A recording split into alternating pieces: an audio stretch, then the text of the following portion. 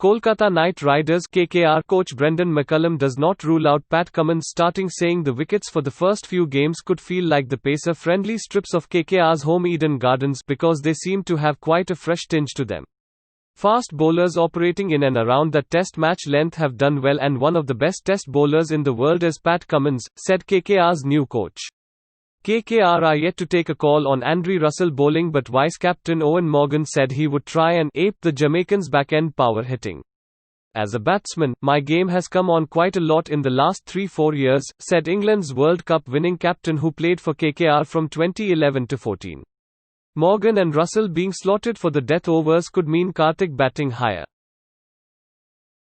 Look, I think it's a positive that those guys have played a lot of cricket, for sure, and highly competitive cricket. At that.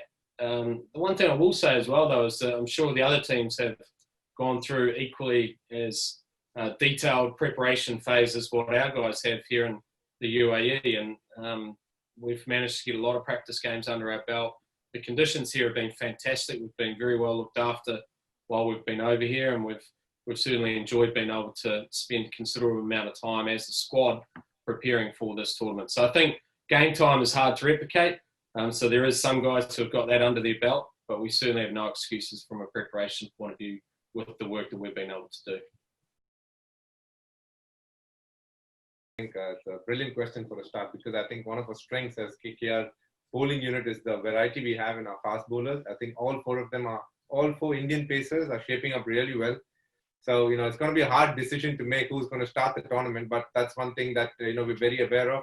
In terms of them, being where they are as players, I think they're pretty much very confident of their skill sets. We played a few practice games. They've come around nicely. So we're in a good space the other day, me and Baz were discussing. One of the tough points of KKR at this point of time is picking the right 11. I think a lot of guys have put their hands up and ready for selection. So it's going to be an interesting one, a tough one, but that's a good sign for a good team. Look, I think naturally in any cricketer's career, you're going to go through periods where you hit peak performance, and you're going to have times where you're challenged slightly, and that's the nature of being at the top of the top level, that other teams start to do more research on you, and they start to try and question you in certain ways with your own skill level. And I think what we've seen from KULDEEP is that he has been challenged a little bit, but I can tell you now he's come back stronger. He looks incredibly fit at the moment. He's very determined.